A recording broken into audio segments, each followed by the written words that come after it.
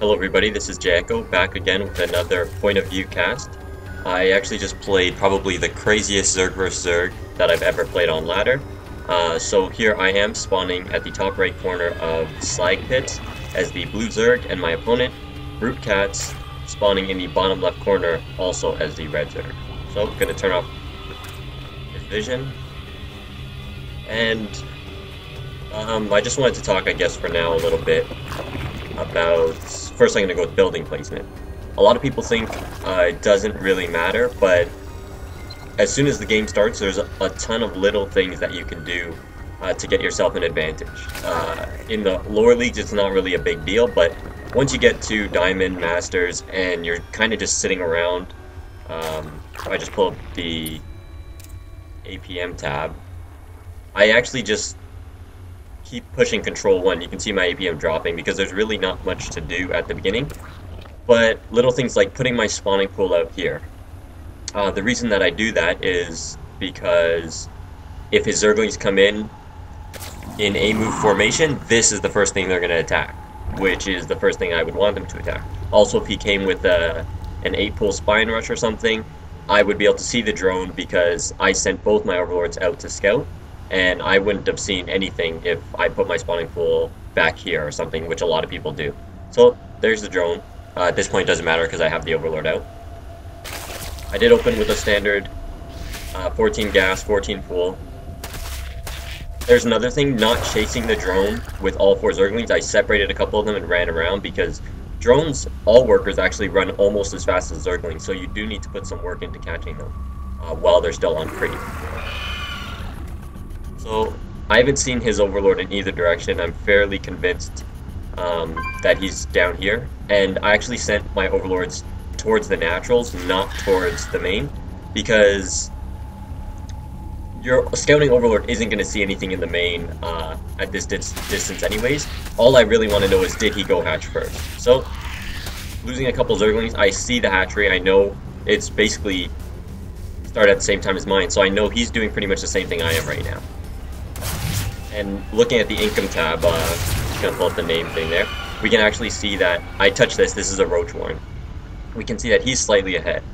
Now the reason is because I open with pure Zerglings, that way if my opponent stays on one base, I can match them in Zergling production, because I like to get my information and then play from there. I can worry about catching up in drones later. Getting this Spine Crawler, this is mainly for if my opponent goes banding. So as you can see, I have more Zerglings than he does. He's still got a little bit of a Harvester lead. And at this point I know he's going Roaches, so a little bit of a misstep here in letting my Zerglings fight. Just going to pull those back. I know he's going Roaches, so looking at the production tab, I'm making a ton of Zerglings. And that's because I want to pressure his expansion, possibly kill it, if he got greedy and decided, oh, I need more drones to make some Roaches, so I'm going to do that now. Because in low numbers, Roaches don't really do well. So 2 Roaches, this is what I'm talking about, not good, but he is spawning more. He does have the Speedlings to back them up, so very well played on his part. Just going to check the units lost tab. He's slightly ahead, but I did kill a worker, so not too bad. Back to the income tab. I know he is making Roaches, I know he's making Speedlings, I know I can drone right now. Because his Roach numbers are far too small for him to walk all the way across the map. And here's a free queen for me. Yeah, I know his Roach numbers are too small to walk all the way across. So, obviously, hugging the hatchery.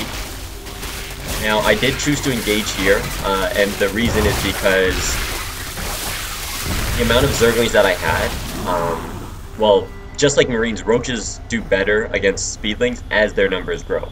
So sacrificing however many Speedlings to kill off a few Roaches is worth it to me, just because it will reduce the overall effectiveness of his attack when it comes. So as you can see, looking back to the income tab, I've actually passed him, just even now actually, because I decided to get my Roach Warren. Still making these Speedlings just because I want to have a good enough number of them. I need to have more Speedlings than he does. That way I can keep the pressure on him. Have good Overlord spread. That could have been a little bit better, but as you can see, still, I can see that he's making drones, so he's ahead of me, but I want to take a quick look at the production tab. 6 drones, 7 drones being made by myself, after seeing that he made drones. He could have tried for something suicidal, like just pure Speedlings off that, made the hatchery not actually to use it just to trick me, but once I saw the drones, I knew that I could make some myself, and saving up my gas for my own roaches. Definitely going to need roaches to fight off his. You can do it with pure speedling. The problem is, if he has a baneling nest in here, which I don't know, one baneling is going to ruin my day. So, tucking my lings away right here.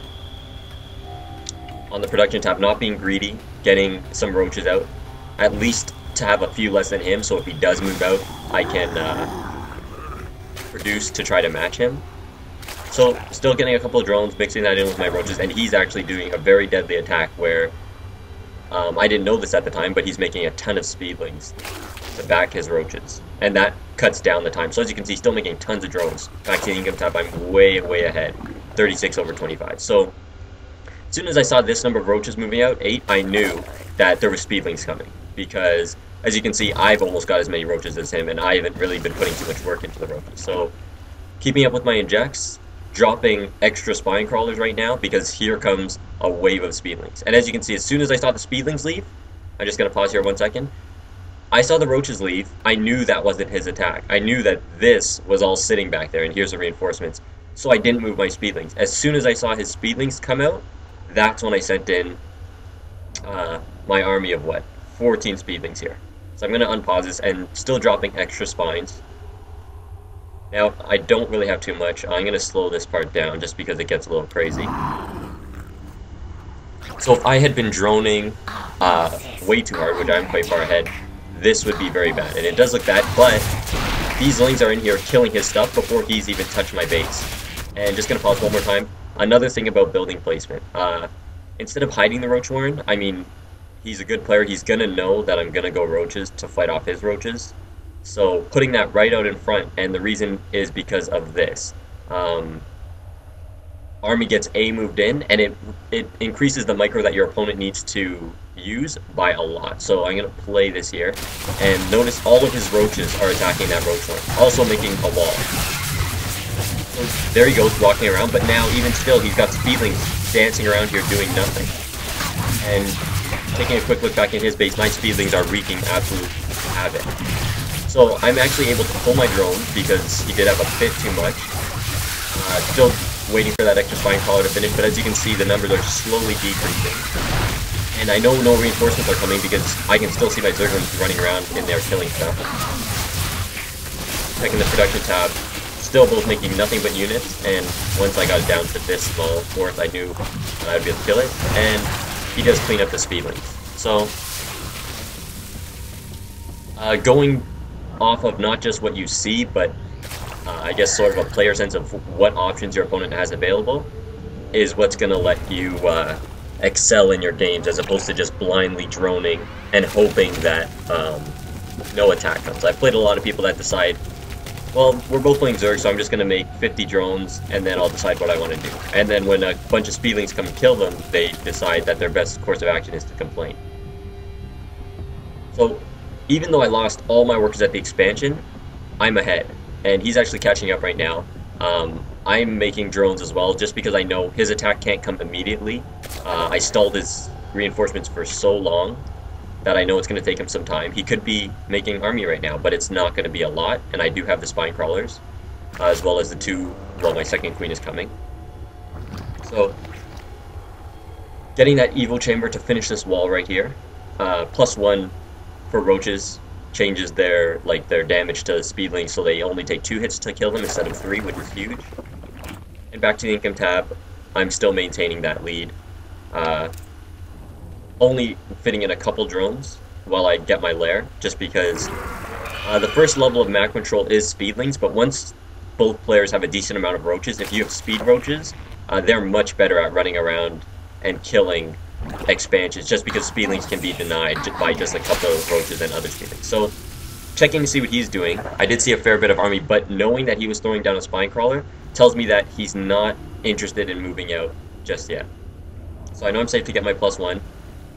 Still have a little bit of a lead. 5 drones, 37 or 32 over 27 in the income, and he's going crazy on his gas. Right now in this situation, I'm just playing. I know I'm in the lead, and I'm playing to keep that lead. So I don't want to do anything crazy, which is why he's actually making a ton of drones. and I'm only making a couple while I continue to tech, upgrade, and mix an army, just because if he is doing an all-in, I don't want to die to it and lose my lead and die to it. So I'm fairly sure he doesn't have a lair yet because I was in his base forever. So I know I'm ahead on tech, I'm going to be ahead on upgrades, and with this many roaches I'm going to be ahead on army. Now, he did pass me here in the income, and that's okay with me just because I know his army, if this is the case, which it is, I wasn't sure at the time, but if this is the case, his army is definitely going to be suffering, and once I get my roach speed upgrade, I'm going to be able to take a third and deny his third, just because he's not going to be able to match him. So he's poking around, trying to figure out what I'm doing. This was a little sloppy by me, letting him hold the Zelnaga tower. I shouldn't have done that. I guess missed rally points here, a couple drones coming over to my base. So the lair is finished. He's still got a 43 over 37 drone count lead. And at this point I'm going to move over and take my third.